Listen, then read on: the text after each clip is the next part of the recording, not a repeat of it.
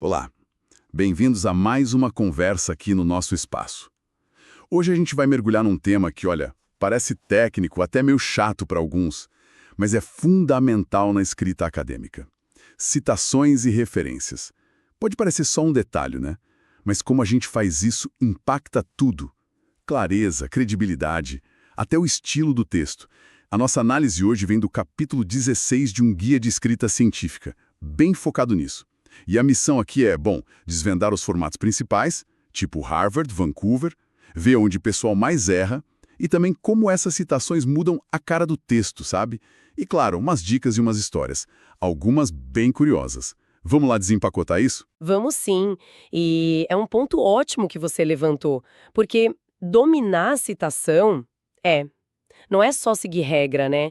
É mais fundo, garante a integridade do trabalho, dá o crédito certo para quem veio antes, é construir conhecimento de forma ética, transparente. Entender essas coisinhas, essas nuances, pode de verdade mudar o jeito como a gente lê e escreve ciência. Muda a perspectiva. Totalmente. E aí vem a pergunta: por que tanto detalhe? Tanta preocupação com formatação, com vírgula, com parênteses. A fonte que a gente está usando deixa isso bem claro. Seguir a norma da revista que você escolheu é o passo número 1. É crucial. Se você não faz isso, pode parecer só descuido, sabe? Mas, às vezes, levanta até suspeita. Será que já foi rejeitado antes? Claro, tem ferramentas ótimas hoje. Mendeley, Zotero, ajudam muito. Mas não substituem a atenção nossa. O olho atento no detalhe. Exato. É um sinal de profissionalismo, né? De respeito pelo processo todo, o processo editorial. E não é só para enfeitar. A padronização facilita a vida de todo mundo. Quem lê, quem vai checar as fontes, deixa tudo mais organizado. E essa necessidade de padrão nos leva direto para os dois sistemas principais que o material destaca. Certo. Vamos começar então com o famoso sistema Harvard, aquele de autor-data. Como é que ele funciona na prática? Basicamente, você põe o sobrenome do autor e o ano ali no texto. Tipo Mariano 2021, se for um autor só. Se forem dois, Mariano N. Maciel, filho, 2021. E se for mais gente, 3 ou mais, aí entra o et al, né? Fica Mariano et al. 2021, que significa e outros. E lá no final, na lista de referências, tudo em ordem alfabética pelo sobrenome. Isso. A lógica é essa. Agora, onde é que o pessoal costuma tropeçar mais? O material dá uns exemplos ótimos disso. Os erros no Harvard geralmente são coisinhos de pontuação. Ponto final antes ou depois do parênteses, vírgula antes do et al, ponto depois do et. Parece bobagem, mas faz diferença. O correto, segundo eles, é tipo Afshar et al. 1990. Sem vírgula antes do et al, sem ponto no et, e o ponto final da frase vem depois de fechar o parênteses. É impressionante como um detalhezinho muda tudo, né? A pontuação, a abreviação, mostra como a atenção tem que ser redobrada. Agora vamos para o outro sistema, o Vancouver. Esse já funciona diferente. Usa números. Números sequenciais entre colchetes, tipo 1, 2, ou se for um intervalo de fontes tipo 33, 35, sabe, com hífen. E a lista de referências lá no final segue a ordem que os números apareceram no texto. Primeira citação é a 1 na lista e assim por diante. Entendi. E os erros comuns no Vancouver, o que a fonte aponta? Geralmente é no jeito de usar os colchetes ou indicar os intervalos. Às vezes o pessoal usa parênteses, tipo 33, 35, tá errado. Ou separa com vírgula, tipo 33,34, 35, quando a norma da revista pede o intervalo com hífen, 33, 35. De novo, a regra de ouro é, confere o guia da revista. Mas o padrão é colchete e para intervalo, geralmente o hífen. Consistência é a chave. Então, essa escolha entre um e outro, Harvard ou Vancouver, não é meio que gosto mais desse? Não, geralmente não é pessoal, não. É definido pela área. Áreas biomédicas, por exemplo, usam muito Vancouver. Já ciências sociais, humanas, tendem mais para o Harvard. Ou então é a revista que manda. Ela define o padrão dela, os dois sistemas são lógicos, funcionam bem. O importante mesmo é escolher um, ou seguir o que foi mandado e aplicar direitinho, com consistência no trabalho inteiro. Faz sentido. Mas olha que interessante. O guia vai além da formatação pura e simples. Ele toca num ponto que eu achei muito legal. Como o jeito de citar, a forma, mexe com o estilo do texto. A gente pode colocar a citação mais escondidinha no final da frase, né? Entre parênteses ou colchete. Ou pode trazer o autor para dentro da frase mesmo, como parte da história que a gente está contando. Por exemplo, se a gente quer focar na informação, fica algo como: essa tecnologia é promissora, Mariana et al., 2009, ou com Vancouver, essa tecnologia é promissora 1. A referência está ali, discreta. O foco é na tecnologia ser promissora. Agora, se a gente quer dar destaque para o autor, a frase muda, né? Fica tipo: segundo Mariano et al., 2009, essa tecnologia é promissora. Ou Mariano et al. 1 mostraram que essa tecnologia é promissora. Aí o nome do autor ganha peso na frase. Exatamente. E essa escolha que parece pequena, nossa, tem um impacto grande. Muda o fluxo da leitura, a mensagem que fica. Quando a citação está lá no cantinho, entre parênteses ou colchetes, o leitor tende a focar na informação mesmo. No dado, no argumento, na descoberta, ela ganha o palco.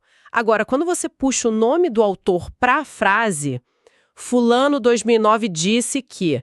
A atenção vai para quem disse, para a pessoa por trás da pesquisa. Interessante. O material até dá uma leve criticada no excesso de foco nos autores. Diz que isso é comum em revisão de literatura, né? E que pode acabar criando um texto que parece mais uma lista. Fulano disse isso, ciclano aquilo, meio que uma história pouco coesa, como eles chamam. Citam até um exemplo, um artigo de Dias e colaboradores, que destaca bastante o Mariano et al. Na frase. E ainda aponta um errinho de vírgula na citação original deles. Olha o detalhe. Pois é. A recomendação geral, que eles inclusive baseiam em outros autores de escrita científica, como Gestel e Day, é para priorizar a ênfase na informação. Para quê? Para construir uma narrativa mais fluida, mais lógica. O texto tem que contar a história da pesquisa, do avanço do conhecimento naquela área, não só listar quem publicou o quê. Claro que tem exceção. Se o seu objetivo é justamente discutir o trabalho de autores específicos, comparar as abordagens deles, aí sim, trazê-los para a frase faz todo sentido. O material até elogia um trecho de um artigo de Vieira e colaboradores como um bom exemplo. As citações estão lá, entre parênteses, e o texto flui falando do processo, da produção de butanol. O foco é na informação. Faz todo sentido pensar nisso, no fluxo, na narrativa que a gente constrói. E falando em boas práticas, o material que a gente está usando traz tipo um checklist, bem útil, baseado em dicas do Office of Research Integrity dos Estados Unidos, o ORI. São cuidados essenciais. Sim, são pontos-chave para evitar a dor de cabeça e garantir a ética, né? Coisas como checar se toda citação que está no texto aparece na lista de referências, e o contrário também. Toda referência na lista foi citada no texto. Outra, garantir que você realmente consultou aquela fonte que está listando, não só viu citado em outro lugar. E conferir os detalhes, nome, ano, volume, página, direto no original. Não confiar cegamente no que outro artigo citou. E um ponto que você mencionou antes, e é super importante, dá o crédito para quem falou daquilo primeiro. A fonte original da ideia ou descoberta. Esse último ponto, sobre dar o crédito ao primeiro, parece gerar umas situações, né? Com certeza. A falta de cuidado aí pode dar problema sério. O próprio autor da nossa fonte conta um caso pessoal, bem interessante para ilustrar isso. Ele conta que um artigo de Ragnanath e colegas, de 2022, citou um trabalho de Setlako, de 2013, como a fonte de uma meta específica de concentração de butanol, 36 gramas por litro. Só que quem tinha calculado e proposto essa meta originalmente não era o Setlako, era o próprio autor da nossa fonte, junto com Maciel Filho, num trabalho lá de 2012. Nossa, imagina a pessoa ver o trabalho dela sendo atribuído a outro. Que chato. Exatamente. É frustrante, né?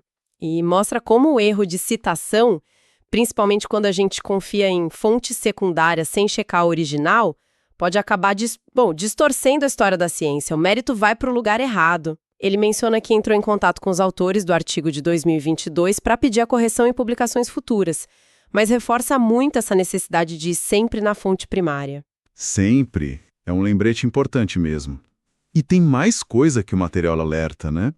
Uma prática chamada citation stuffing. Que raio é isso? O citation stuffing é basicamente encher o artigo de citações de forma artificial, para inflar números. Pode ser o autor se citando demais, mesmo quando não tem tanta relevância para o trabalho atual, ou pior, adicionando referências que não têm nada a ver com o assunto só porque um revisor ou editor sugeriu.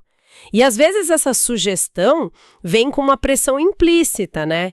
E o autor acaba colocando por medo de ter o artigo rejeitado. Sugestão de revisor para colocar citação irrelevante. Nossa, isso é complicado. Antiético, né? Muito. E a nossa fonte traz um caso que é, olha, extremo, chocante mesmo, para mostrar até onde essa pressão pode ir. Um artigo de Young e colaboradores que saiu em 2024 numa revista importante, a International Journal of Hydrogen Energy. Dentro do artigo publicado, os próprios autores escreveram com todas as letras, como fortemente solicitado pelos revisores. Citamos aqui algumas referências, 35 e 47, embora sejam completamente irrelevantes para o presente trabalho. Que? Não acredito. Eles escreveram isso? No artigo publicado? Olha, essas citações não servem para nada, mas o revisor mandou. E aí? O que aconteceu? Deu problema, claro, o artigo foi retratado, ou seja, a revista retirou oficialmente depois de publicado. A revista soltou uma nota explicando, dizendo que os autores poderiam submeter de novo, corrigido, e que os revisores que fizeram isso foram banidos da lista da revista. Pediram desculpas e tudo. É um caso extremo, óbvio, mas acende um alerta, né, sobre as pressões que existem nesse mundo da publicação e as consequências de ceder ou de denunciar de um jeito tão direto. Mostra que a integridade na citação é coisa séria. Uau! Que história impressionante! Olha, depois dessa nossa conversa toda, fica muito claro, né? Citação e referência não é só formalidade, não é só burocracia. É a espinha dorsal da credibilidade, da ética na ciência e afeta até como a gente conta a história da pesquisa. Cada vírgula, cada escolha entre botar o autor na frente ou a informação, tudo isso importa. E as histórias que a gente ouviu, do erro de atribuição até esse caso bizarro do citation stuffing, mostram o impacto real que esses detalhes têm. Sem dúvida alguma. Isso tudo leva a gente para uma reflexão final, talvez. Se a gente pensar nessa pressão toda para publicar. E no quanto as citações contam para a carreira, para a visibilidade do pesquisador hoje em dia.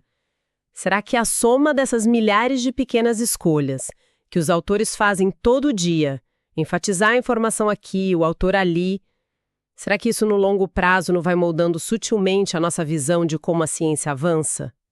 A gente está reforçando a ideia de que há um esforço coletivo focado nas descobertas? Ou será que, sem querer, a gente está ajudando a criar uma narrativa mais centrada em heróis, em figuras individuais, nos grandes nomes? É algo para a gente pensar, né? Para ficar com essa pulga atrás da orelha na próxima vez que a gente pegar um artigo científico para ler.